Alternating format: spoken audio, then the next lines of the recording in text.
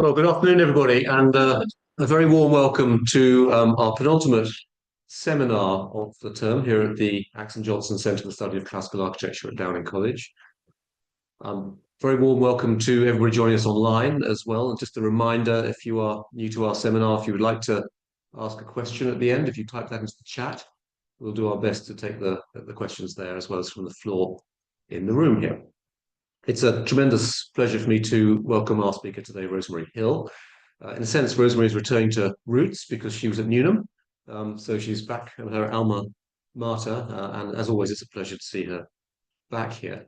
I suspect that to the audience here and online, Rosemary probably needs very little introduction. She's one of the foremost authorities on 19th century architecture from an architectural historical perspective. Of course, she's also one of the published historian as well.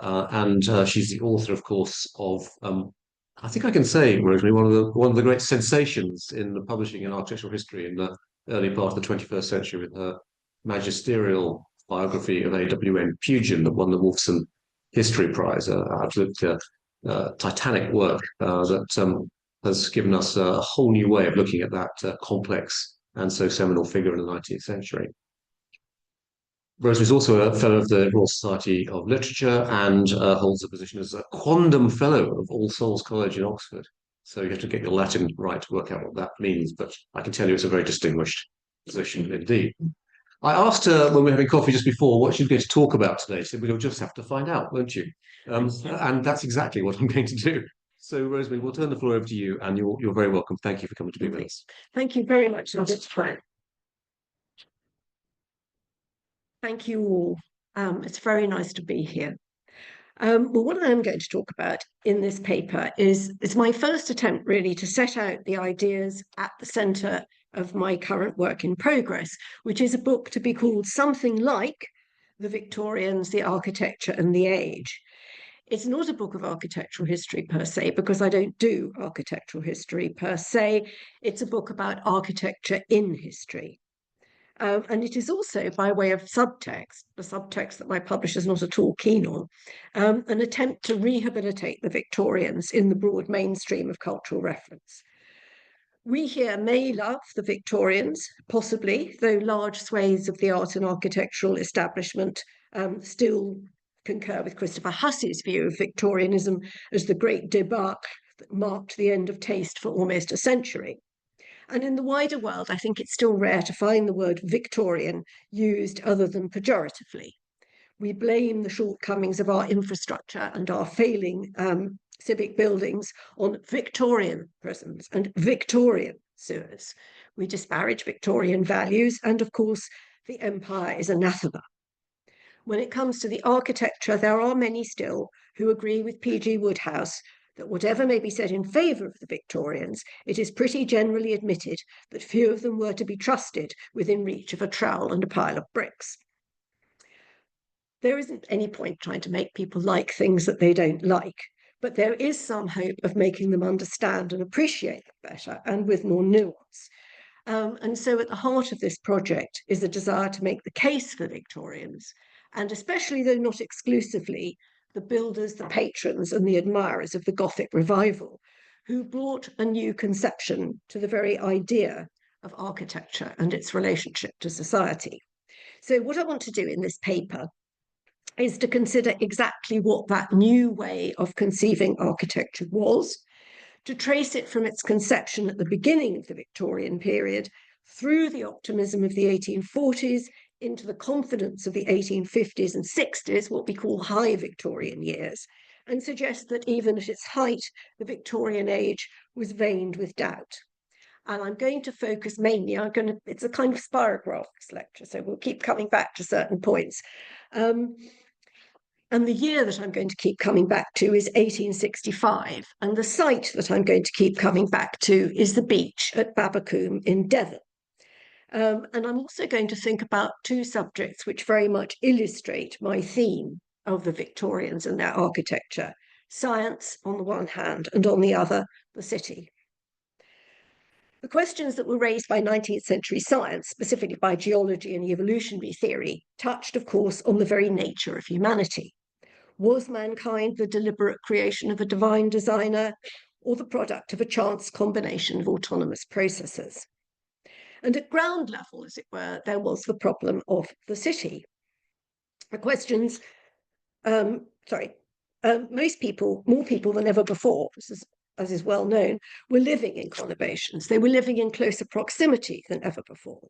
How to build them, how to inhabit them, how to live decent and healthy lives in them. Well, the first and the most influential proposal was Pugin's, which occurs, I think I'm going to need to come, oops, down here, there we are. Pugin's Manifesto Contrasts, published in 1836 on the eve of Victoria's accession, very conveniently for historians. And this was the first sounding of that peculiarly Victorian conception of architecture.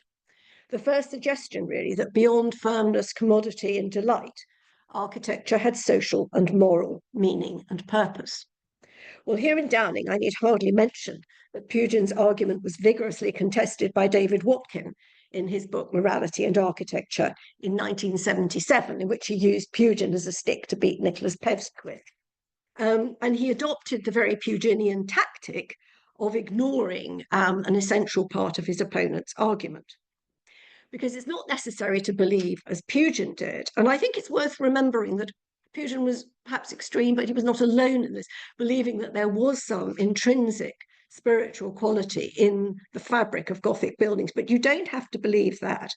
You don't have to think that morality is inherent in a particular style in order to subscribe to that broader and more original case that contrasts makes, that the built environment is the expression of society, and that for any age you may see where its heart is, for there will its best buildings be also. And what you can see in Pugin's contrasted pumps here, it's not really an architectural point. The point is that the pump has been chained up, the child is being chased away. And you might then remember that this is the year before Oliver Twist began to be published. When we come to the contrasted residences of the poor, this is the second edition of Contrasts, 1841.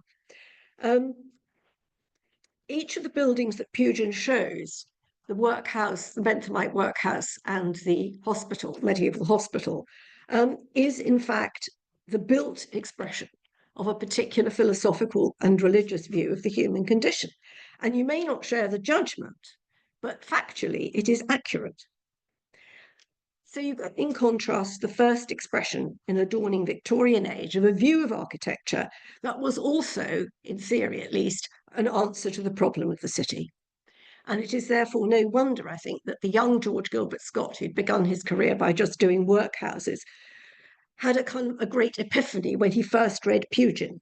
He said he felt like a person awakened from a long, feverish dream which had rendered him unconscious of what was going on about him. And immediately he conceived a nobler, bigger idea of what architecture could be. It's part of the sort of caricature of the Victorians, which I'm trying to argue against, to think of them as being always old. And we know they weren't, but we always think of them as old. And so it's worth emphasizing, I think, that the 1840s was a decade dominated by the rising generation, by youth movements in Britain and across Europe, on a scale that we didn't see again until the 1960s. The group of radical Tories led by Disraeli became known as Young England, but there were counterparts. There was Young Italy, there was Young Ireland. In 1839, Pugin was 27, and so was Dickens, who was his exact contemporary. Victoria herself was 20, and even Gladstone was only 30. So this idea of reinventing the whole world through architecture, literally rebuilding the social order, was not tempered by the bitterness of very much relevant experience. The 1840s were Browning's glad, confident morning.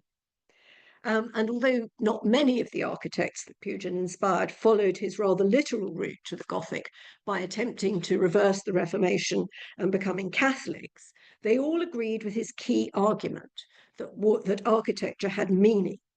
And meaning for this generation who had grown up saturated in the work of Walter Scott. The problem with Walter Scott is that we don't read him now, and so it's not. But it's very important to understand how incredibly influential he was. Something like 80% of the literate population had read Walter Scott, and they had grown up saturated with that idea. So meaning, as I say, for this generation, meant stories, and it meant very often the Gothic Middle Ages. And so we arrive at the mid-century, the years immediately after the Great Exhibition, which mark, I mean, it's a very flexible term, High Victorianism, but I think we can say that it begins with Great Exhibition. And by now, the ideas of Pugin and Ruskin are being worked out in stone and cast iron.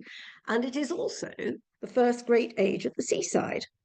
More people than ever before visited the seaside for their holidays. They sailed across the sea to the expanding empire. And indeed, the seaside towns expanded proportionately as much as the industrial towns in the 19th century.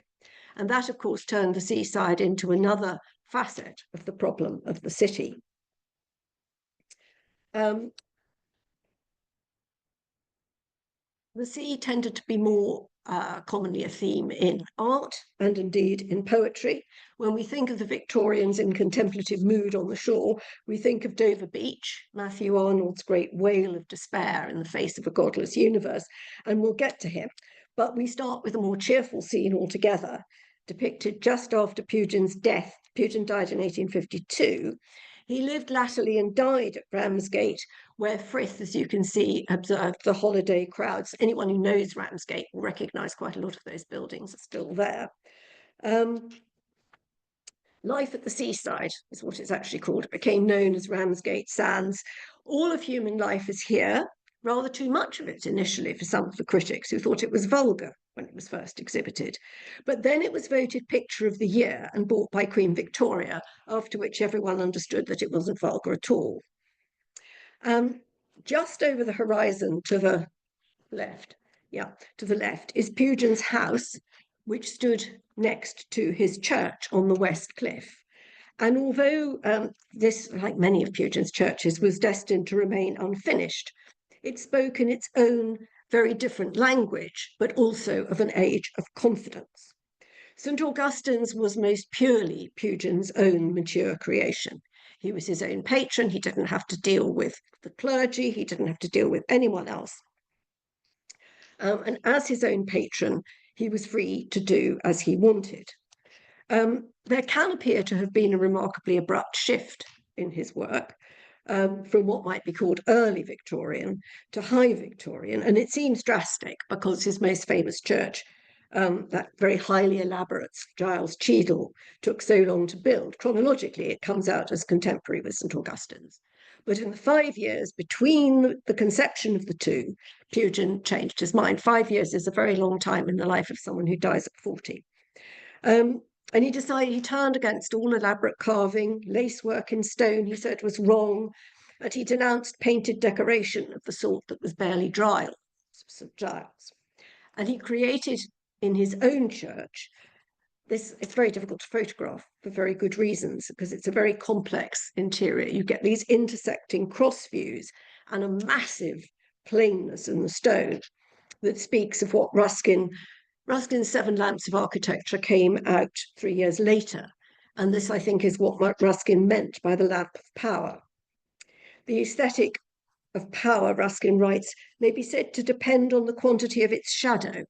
And it seems to me, he goes on, that the reality, and reality is a really key term in the 40s and 50s, among the Oxford movement, among the architects, whatever I do, Newman said, it must be real. So it's a real buzzword. The reality of buildings and the use and influence they have in the daily life of men require that they should express a kind of human sympathy by a measure of darkness as great as there is in human life. Beyond the church, in Pugin's vision, and indeed to some extent in reality, he too was extending architecture into every aspect of daily human life. With a school, as a monastery, this watercolour, which he exhibited at the Royal Academy, is like a Victorian version of a Book of Hours. You've got the funeral going on in the churchyard, the party goes on in the garden.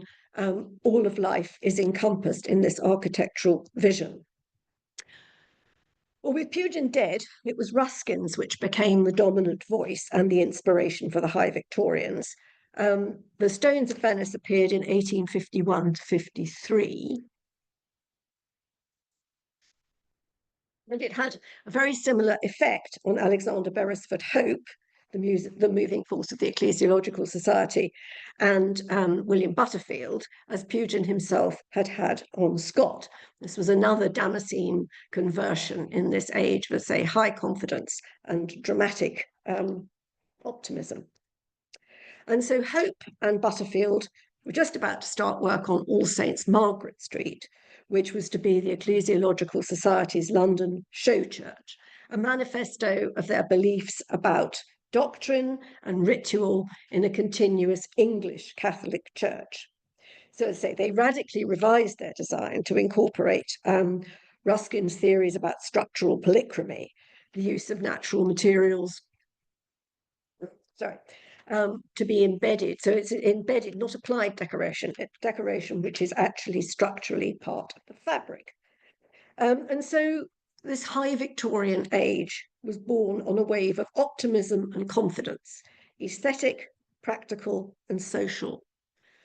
The glory of a creator God, the dignity of civic life, it could all be expressed and ensured by the right kind of building.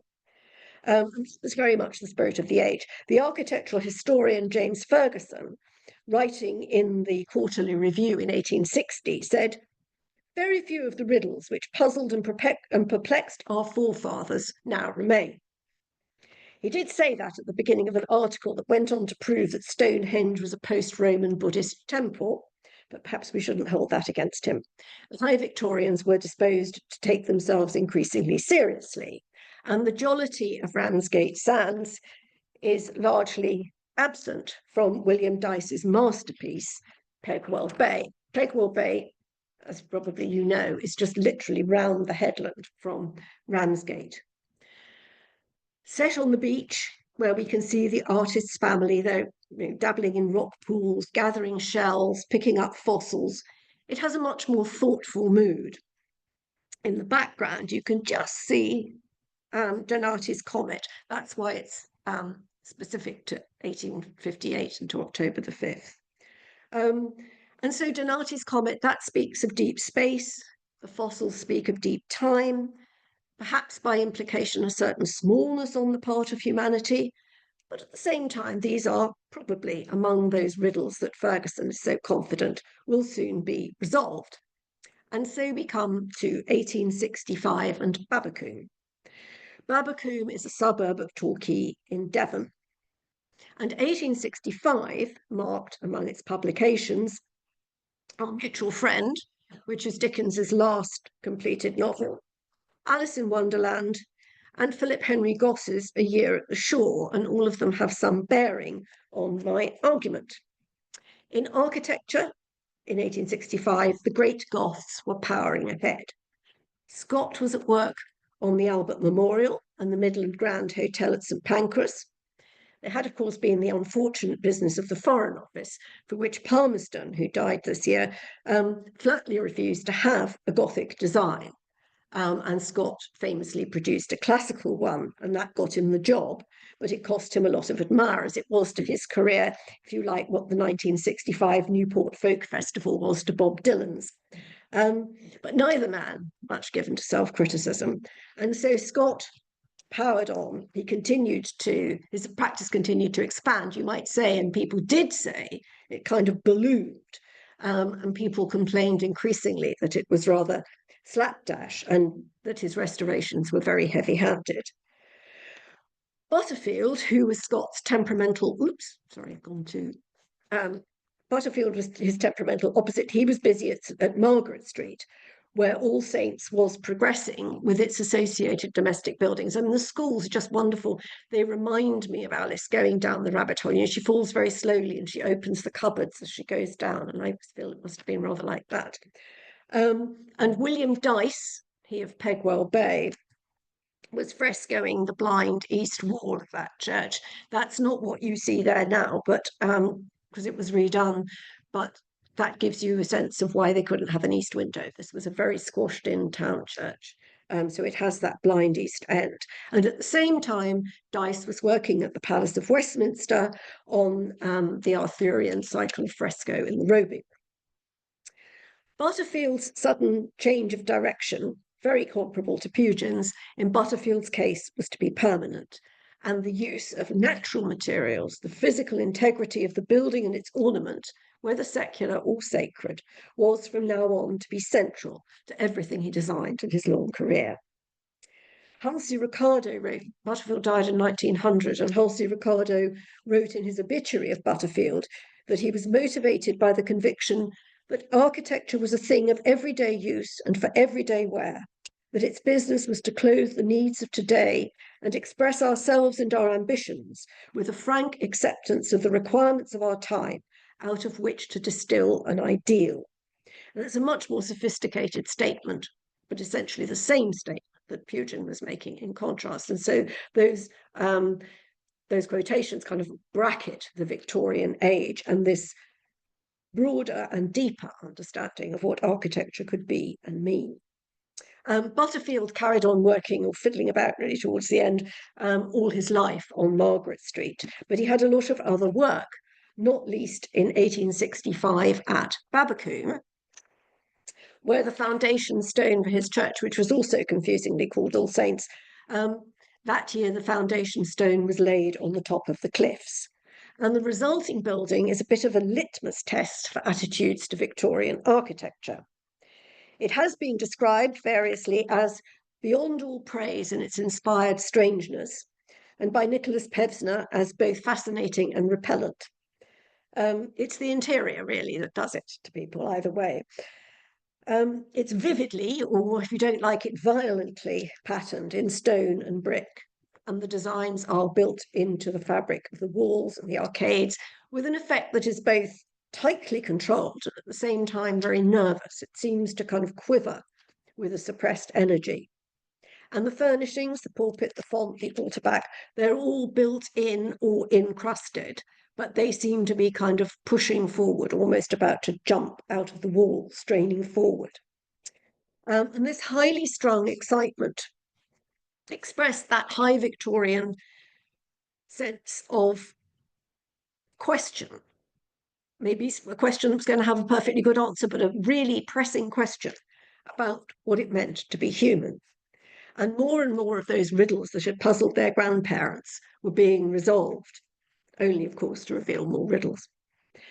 It's one of the lazy assumptions that some people make about the Victorians to assume that there was panic in 1859 when Origin of Species appeared. But it was never a scandalous book. And indeed, one of the reasons it wasn't scandalous was that Darwin took great care to have it published by John Murray, who was the publisher of Walter Scott. And that's important. So people received this as a very safe and respectable kind of publication. But the first stir about evolution was caused by a different book, Vestiges of the Natural History of Creation, which appeared anonymously in 1844 and offered a sort of general theory of everything. The author was later revealed to be the Scottish journalist Robert Chambers, who had 6 fingers on each hand and therefore perhaps a particular interest in inherited characteristics. Vestiges outsold Dickens. It made evolutionary science a subject of drawing room conversation. Prince Albert read it every afternoon to Queen Victoria. And in Disraeli's novel Tancred, Vestiges is the book that makes Lady Constance think that she knows everything. Lady Constance is one of those people who he puts it rather wonderfully, has guanoed her mind in all the latest theories without really understanding them. And she says, it's all explained. But what is most interesting is the way in which man has been developed. You know, it's all development. First, there was nothing. Then there was something. Then I forget next. Then there were shells and there were fishes. Then let me see, did we come next? Never mind. We came at last. It's all science. Everything's proved by geology, you know. And so that was the kind of general state of thinking at the time. But the first attempt, famously, to express in architecture this new understanding of creation was the Museum of Science in Oxford by Dean and Woodward. It was the project of Ruskin's friend, Henry Ackland, the Regius Professor of Medicine, and Ruskin himself both encouraged the project in a friendly way, and he also gave money towards it and advice. And the plan was to be for a programmatic building which unfolded a vision of a unitary creation and of the physical sciences as all interconnected, a complex whole. And an expression, as Ackland put it, of God as the ever-living, ever-working artist. And there were lots of people who felt like that, who thought like that at the time, including for a while Darwin himself, that there needn't be any contradiction between science and a divine plan, or indeed between physical and natural sciences. The facade of the Oxford Museum, as it ended up, famously gives an only slightly less confused account than Lady Constance of evolution, but that mostly arose from the fact that the university authorities didn't share Ackland and Ruskin's views on the rights of craftsmen to express their own ideas. The point is that over, and you can just about see it, over the entrance to God's own museum, there's an angel holding a diagram of a dividing cell in one hand. In the interior, geology is illustrated by the varying stones and the beautifully carved capitals of the columns. It's an interior, it's an astonishing place, and it's half railway station, half monastery. And it really is, it freezes that moment, I think, of high Victorian optimism and enthusiasm and science and art altogether. Butterfield, I mean, on the other hand, I mean, it is quite literal. You are meant to read it. Butterfield was more subtle, if you like, though he's not usually regarded as subtle, but he was in certain ways. This is the Southport porch at Babbacombe, and the way that he built Babbacombe made it into both an abstracted and a coherent whole with the ground on which it stood.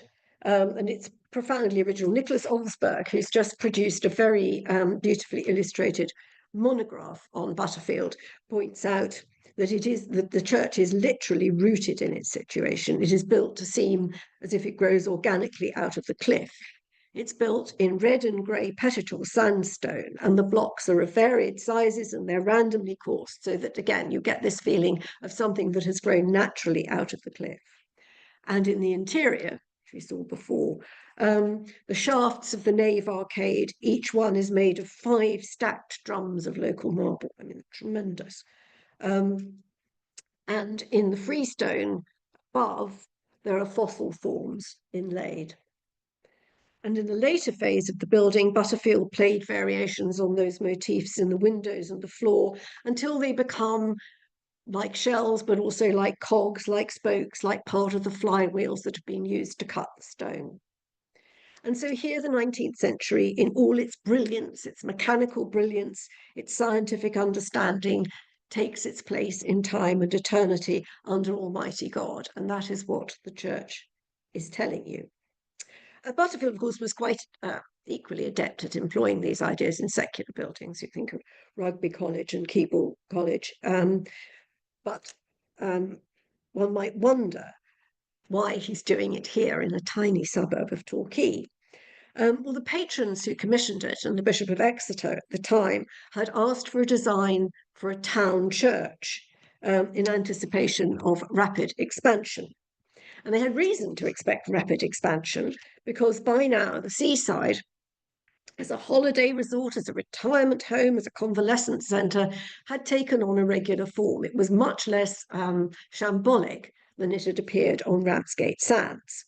Alice, you may remember, when she swims in the pool of tears, she thinks that she must be at the seaside. And as she's at the seaside, she knows exactly what to expect. She has, Carol writes, come to the general conclusion that wherever you go to on the English coast, you find a number of bathing machines in the sea, some children digging in the sand with wooden spades, then a row of lodging houses, and behind them a railway station. And that's pretty much true in most places. You see at Ramsgate here, though this is a later photograph, but they've actually brought the railway right down onto the beach. And you also see on the right-hand side Pugin Sons' unsuccessful hotel development on the Granville on the East Cliff. But in 1865, among those children who had at least until recently been digging in the sand at Babbacombe was Edmund Gosse. And Gosse was there with his father, the naturalist Philip Henry Gosse, who that year published his observations made on the beach at Babbacombe in a popular volume, which he illustrated with his own drawings, called A Year at the Shore. Gosse already had a distinguished career behind him. A Naturalist's Rambles on the Devonshire Coast, published in 1853, had started the seashore craze, which you see Dyce's family engaging in at Pegwell Bay. Gosse also helped to set up the first public aquarium at Regent's Park Zoo, and he invented the domestic aquarium, which of course became a great Victorian craze. Gosse loved Babbacombe and he loved its cliffs. He talked of their broad masses of vivid colour, alternating white compact limestone, the bright red sandstone, and the various hues of green that crown it. And here are some of his pictures for March, I thought would be appropriate. But it's in no way fanciful, I think, to see in that depth of strong colour and this random but harmonious composition of elements, something akin to Butterfield's church. Gosse saw the same divinity in the rock pools, and he writes, "We meditate on these things and ask, for what purpose is all this? We hear the answer in the choral praise of those who know more of these matters than we can yet attain to. Thou hast created all things, and for thy pleasure they are and were created." But for all of that joy and pleasure, he also noted that there was now much less variety of flora and fauna in the rock pools than there had been when he started observing them a few years earlier. And so we come to the other problem of the conurbation, where the city or booming seaside resort, the problem was pollution. With the holidaymakers, as with the factories, as with the slums, came the dust and the dirt and the detritus of modern England. And that is the theme of Dickens, our mutual friend. The Thames flows through that novel like an open sewer, which very often it virtually was, spreading corruption and cholera out into the countryside. But was this not just another problem which the highly accomplished Victorian age could solve? Well, we can now go to another key building of 1865, one which certainly benefited more people than any single church, and that was the mighty Crossness pumping station. Since 1856, Joseph Bazalgette, who was the chief engineer at the Board of Works, had been working on his absolutely brilliant plan for a new sewerage system. But of course, he had encountered the traditional reluctance of politicians to undertake long-term infrastructure projects. That was finally overcome 2 years later in 1858, the summer of the Great Stink, when the Thames more or less dried up, all the sewage was exposed. Disraeli was seen running down the corridors of the Palace of Westminster, retching with his handkerchief over his mouth. And at that point, it was decided that something should be done. And so began Charles Henry Driver's creation. And you can see here what it was, and in the small picture, what remains of it, part of what remains of it. There is something, he was, as I say, famous for his railway stations, and there is something of the railway station about it. Trying to describe it, Pevsner decided to call it Venetian Rundbogenstil. The most Venetian thing about it, of course, is, or rather was, the campanile, which is the chimney, which is sadly gone. But those Rustinian rules of structural polychromy are observed in the patterned brickwork. Driver's building was, however, only the jewel case. The jewels were the great steam engines, whose status was reflected in their names. There are 4 of them still there, and they are called Victoria, Prince Consort, Prince Albert Edward, and Princess Alexandra.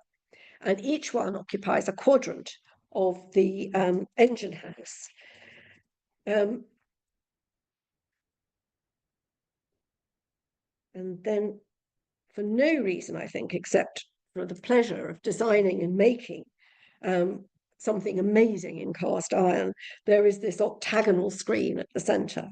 It's like a kind of sanitary version of a reredos, in green and white and gold. And again, we come back to this question of narrative, because it is decorated in symbols that were, to the Victorian mind at least, very suitable for their situation. There are figs, There are cenopods, both of course famous as laxatives, and flowers. And when you go around, they'll tell you that they don't know what the flowers are. I think I know what the flowers are. I think they're lotus flowers, because of course symbolically the lotus flowers on the dung heap and produces beauty out of impurity. So narrative and iconography here as much as in All Saints Babbacombe, as in All Saints Margaret Street, as in the Palace of Westminster, where poor Dice is still labouring away. And so thoroughly acceptable was this celebration of sewage at the highest social level that Crossness was opened by the Prince of Wales himself, overlooking his eponymous engine. And everywhere in 1865, architecture seemed to be celebrating the nation, the age, and not least itself. At Rochdale, Henry Crossland, having won a competition the year before, was going absolute gangbusters on one of the most resplendent manifestos of high Victorian Gothic. Every stone, every mosaic, every bit of window is telling you a story, celebrating itself, and there is Crossland himself as a corbel. And yet, there are indications, I think, that the shadows are lengthening. Matthew Arnold published Dover Beach in 1867, but it seems not clear entirely when he wrote it, but it seems most likely that he wrote it in 1851, the year of the Great Exhibition. And what Matthew Arnold, I'm sure you all know the poem, heard in the pluck and knock of the tide, Ruskin that same year, using a very strikingly similar image, heard in the hammer blows of the geologists. Even while Ruskin was supporting the Oxford Museum, he confided to Ackland that he was haunted by doubt. If only the geologists would leave me alone, I could do very well. But those dreadful hammers, I hear the clink of them at the end of every cadence of the Bible verses. Well, on the beach at Babbacombe, Philip Goss was one of the most poignant cases of difficulty. His alarm at the direction in which science was taking evolutionary theory caused him to publish a book in 1857 on Phallos, an attempt to untie the geological knot, and it propounded a theory which he called prochronism, which argued that God had created the rocks with the fossils already in them, to imply a past that didn't exist, just as Adam would have had a navel, or phallos, despite never having been attached to an umbilical cord. Well, as an argument, it flopped spectacularly with the public and with the scientists alike. And Goss became, to some extent, a bit of a laughing stock, but he was never able to retract it. And like a lot of Victorians from now on, as we move on from the peak of the high Victorian age, his life, or at least his intellect, became bifurcated. He continued to be a very popular author. He made a very happy second marriage, and he insisted, hope has always been strong in me. Meanwhile, that other track on which his ideas ran was ever more overgrown and hard for others to follow. His son Edmund published his memoir Father and Son in 1907. It's a very mendacious book, which is very unfair on his father, but the truth that it tells is of the young Goss fighting his father and his father's God to define a moral universe in which he can believe. And in the course of doing that, he rejects the entire Victorian world and mindset. And Father and Son really marks the beginning of that great reaction against the Victorians with which we began. Ruskin's mind, of course, also became divided and collapsed under that and other strains. In 1871, with the descent of man, it became much more difficult to believe that man was the unique and crowning achievement of the creator God. Darwin himself didn't believe that. Richard Owen, who was the naturalist responsible for coining the word dinosaur, among other things, but he sort of stuck at the fork in the road. He was the director of the Natural History Museum, designed by Waterhouse in a commission that was, again, in our key year, 1865. And Owen dictated that the extinct species should be divided from the extant. So you get the extinct species are on the east wing, the extant on the west, and the terracotta monkeys you can see going up there go up just the same. They don't turn into anything else. And that is very much the point at which Owen, as I say, we might say, get stuck. That's where he drew a line. And what about All Saints Babbacombe, you ask? Also rising now above the cliffs. The body of the church, the nave, the aisles, magnificent southwest porch, opened in 1867, and 5 years later, a foundation stone was laid for the chancel, which deployed the same materials, but as I've suggested, it elaborated the designs or abstracted the designs. There's a much denser texture, another transcendent level. Gerard Manley Hopkins spent a day in August 1874 looking at it and slowly puzzling out its interior line of unity. He said that he admired it for erring on the side of oddity, putting it bluntly. And yet, we say again, and yet. When it was first commissioned, Henry Philpotts, the Bishop of Exeter, had, as I say, requested a town church. And what he meant by this was very largely what G. Street had suggested in his famous letter to the ecclesiologist on the proper characteristics of a town church. And accordingly, All Saints has this massive tower and spire at the West End, as Ruskin would have approved of. It's a sort of a variation on Saint-Pierre-de-Caen. So vast, and it needed to be vast because it supports this enormous peal of bells so that it can be heard at great distance, because it is intended to close the east end of this wide avenue that runs for a quarter of a mile across the park, where it's visible and audible to the residential area beyond. But that never happened. Habits changed. 1873, there was a great financial crash. All Saints is stranded in its own way, and for similar reasons, in the broadest sense, as poor Goss was on the beach below. Among some randomly placed villas on a road that leads nowhere, it still stands. So the problem of the urban landscape, sorry, the problem of the urban landscape, which had seemed to those young Victorians in the 1840s so solvable, they were going to take it on, they were going to sort it out, was often left unresolved. Babbacombe in that way is very typical. Dickens, in Our Mutual Friend, describes the kind of desolation that you could see everywhere around, particularly around London, but everywhere else too. That district of the flat country, he writes, tending to the Thames, where Kent and Surrey meet, and where the railway still bestride the market gardens that will soon die under them. The schools were newly built, in a neighbourhood which looked like a toy neighbourhood, taken in blocks out of a box by a child of particularly incoherent mind and set up anyhow. Here, one side of a new street. There, a large solitary public house facing nowhere. Here, another unfinished street already in ruins. There, a church. Here, an immense new warehouse. There, a dilapidated old country villa. Then a medley of black ditch, sparkling cucumber frame, rank field, richly cultivated kitchen garden, brick viaduct, arch-spanned canal, disorder of frowsiness and fog, as if the child had given the table a kick and gone to sleep. And what of Butterfield and his fellow church architects, to whose theory of an unfolding geological theology a similar kind of kick had been given? Well, there were here, as in people's minds and people's theories, there was also in architecture, there were two ways to go.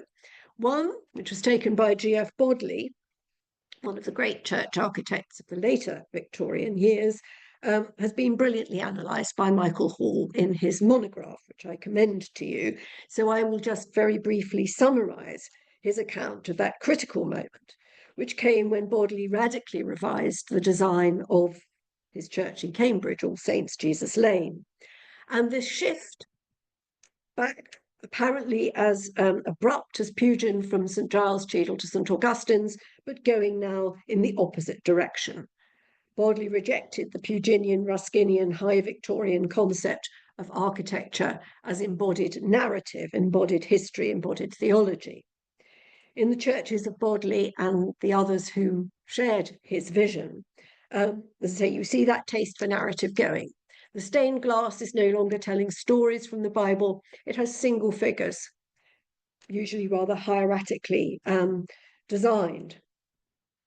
And the painted narrative decoration, or the tile decoration in All Saints Margaret Street, which again tells Bible stories, gives way to patterned decoration, a kind of abstraction, a vision of meaning outside temporal experience, a sense of religion as primarily sacramental. It was not, as Michael demonstrates in his book, it wasn't a retreat from faith, it was a different conception of it. And so in the 1870s, architecture and indeed architects went in two almost opposite directions. Bodley's path was, as I say, towards this timeless and abstract idea in his church work, but his secular designs tended towards and became what became known as Queen Anne. Ruskin's enduring influence inspired a lot of the later work in the crafts and applied arts, but that, of course, was almost entirely secular. And what about Butterfield? Well, Butterfield neither changed nor was he reconciled, though the coarseness of some of his later work, Paul Thompson attributes to perhaps a sense of disillusionment and a loss of conviction.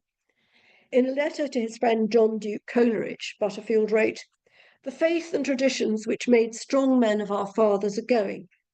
There will shortly be nothing left for us to believe in but ourselves, and that faith is comfortless." And a lot of his fellow architects felt the same, certainly about architecture, to some varying extents about religion, but certainly about architecture, that they'd reached a kind of crossroads and it wasn't at all clear where they would go or how they would create a new style for the time. What to do, wondered Norman Shaw. And he wrote to J.D. Sedding in 1882 and remarked that we are all in much the same boat, except Butterfield, who is in a boat of his own, all by himself. Thank you.